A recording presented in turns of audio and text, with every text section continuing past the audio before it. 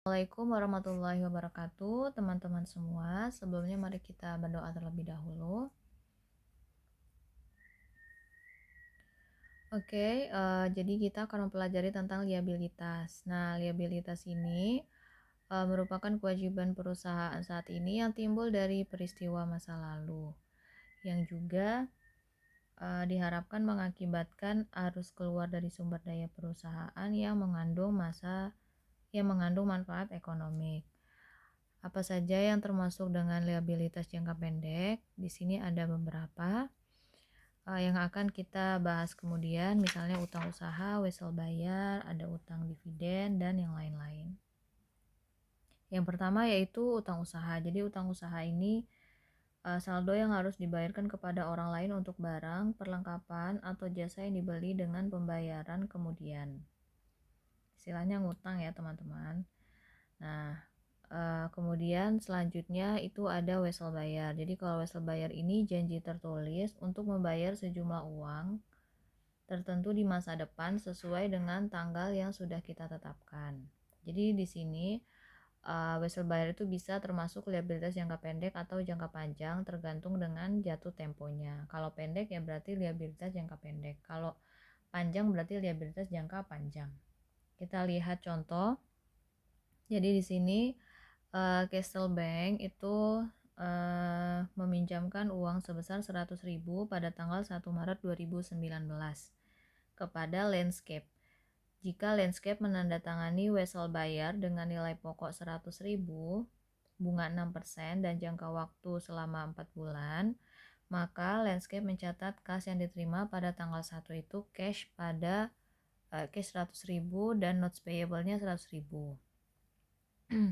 Di sini kita penerbitan wesel bayar berbunga.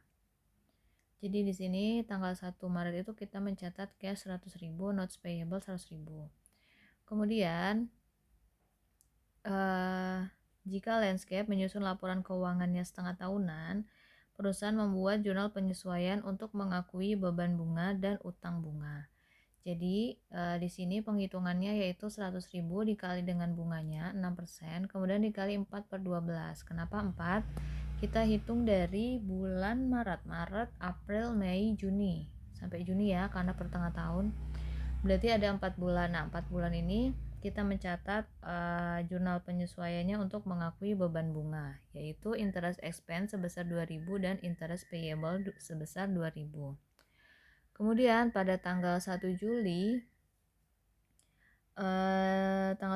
ini Landscape mencatat pembayaran wesel bayar dan bunga yang masih harus dibayar. Maka wesel bayar tadi sebesar 100.000, kemudian ada interest payable-nya 2.000 sehingga total cash yang harus dibayar yaitu 102.000. Nah, kalau yang tadi berbunga, kalau yang saat ini yaitu penerbitan wesel bayar tidak berbunga. Jadi wesel bayar tidak berbunga ini tidak secara eksplisit menyatakan suku bunga, namun wesel ini tetap menggunakan bunga. Jadi pada saat jatuh tempo, peminjam harus membayar kembali jumlah yang lebih besar dari kas yang diterima pada tanggal penerbitan. Dengan kata lain, peminjam menerima uang tunai sebesar nilai sekarang dari wesel tersebut. Jadi di wesel tersebut sudah tercantum berapa yang harus dibayarkan. Nah, yang kita terima saat ini, peminjamnya ini akan menerima nilai sekarang dari wesel tersebut. Jadi pasti nilai weselnya akan lebih besar daripada yang kita terima saat ini. Misalnya, jadi Landscape ini mengeluarkan 102.000, mengeluarkan wesel bayar tanpa bunga sebesar 102.000 4 bulan kepada Castle Bank. Nah, berarti nilai sekarang weselnya itu 100.000, maka yang kita catat adalah cash 100.000 dan notes payable 100.000. Jadi kita menerima cash dari Castle Bank tadi sebesar 100.000 ya teman-teman. Kemudian jika Landscape menyusun laporan keuangannya setengah tahunan, perusahaan tersebut membuat jurnal penyesuaian untuk mengakui beban bunga dan kenaikan vessel buyer sebesar 2.000. Oleh karena itu, jurnalnya beban bunga atau interest expense sebesar 2.000 dan notes payable 2.000. Nah, setelah jatuh tempo, kita harus membayar sejumlah vessel buyer tersebut gitu. Kita harus membayar sebesar 102.000. Oleh karena itu, jurnalnya notes payable 102.000 pada kas 102.000. Gitu ya teman-teman. Jadi kalau yang tidak berbunga ini bukan berarti tidak ada keuntungan, tapi jumlah vessel bayarnya itu yang diterbitkan itu lebih besar daripada yang kita terima dari yang minjamin uangnya, seperti itu. Kemudian selanjutnya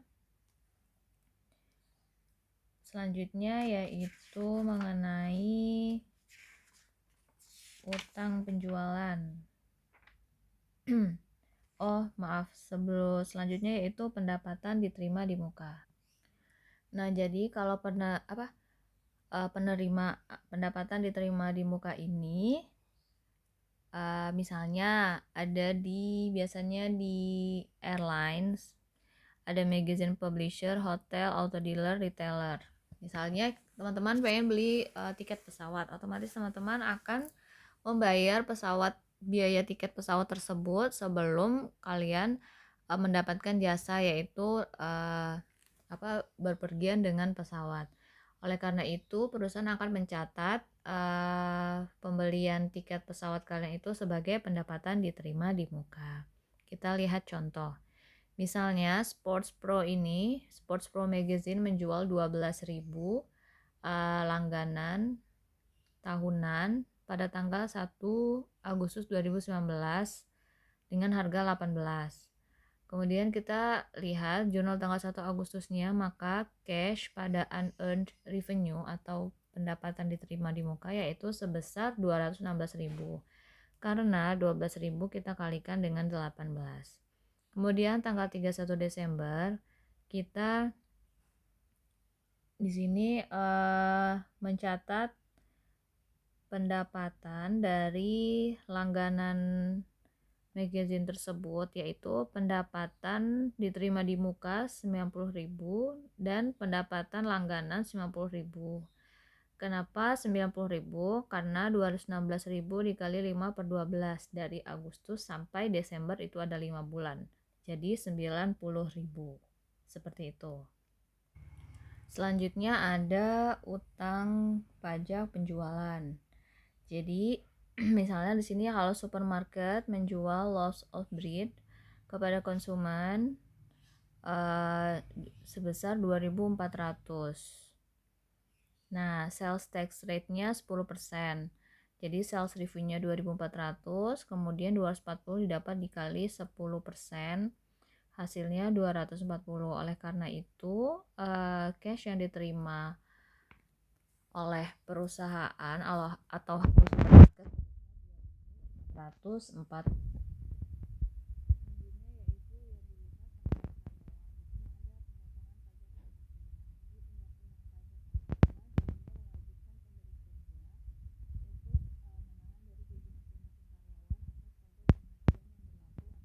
Tersebut.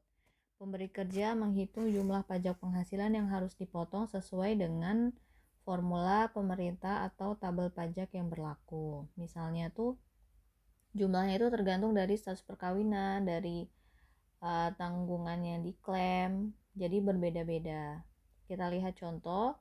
Asumsikan gaji mingguannya sebesar 10.000. Ada pembayaran pajak jaminan sosialnya 8%. Sepenuhnya dikenai pajak jaminan sosial 8%. Kemudian gaji tersebut dikurangi dengan pemotongan pajak penghasilan sebesar 1.320 dan iuran serikat sebesar 88. Kita masukkan ke jurnal. Di sini ada pemotongan utang pajak 1.320, ada utang pajak jaminan sosial 800 dan juga dan juga utang iuran serikat sebesar 88. Karena gajinya tadi 10.000, kita kurangkan semuanya sehingga cashnya yaitu 7.792. Nah, kemudian perusahaan mencatat pajak gaji pemberi kerja sebagai berikut. Di sini ada beban pajak gaji sebesar 800 dan pada utang pajak jaminan sosial sebesar 800. Kemudian yaitu provisi. Provisi merupakan liabilitas yang waktu atau jumlahnya belum pasti. Sering disebut sebagai liabilitas yang diestimasi. Provisi sangat umum dan dapat dilaporkan sebagai lancar maupun tidak tergantung pada tanggal pembayaran yang diharapkan. Jenis umum dari provisi adalah kewajiban yang berkaitan dengan litigasi, jaminan atau garansi produk, restrukturisasi bisnis, dan juga kerusakan lingkungan. Kemudian untuk pengakuan provisi, perusahaan mengakui beban dan liabilitas terkait untuk provisi hanya 3 syarat berikut terpenuhi. Yang pertama, perusahaan memiliki kewajiban kini sebagai akibat dari peristiwa masa lalu. Yang kedua, kemungkinan besar memerlukan arus keluar sumber daya yang mengandung manfaat ekonomik untuk menyelesaikan kewajiban. Serta yang ketiga, perkiraan yang dapat diandalkan dapat dibuat untuk jumlah kewajiban.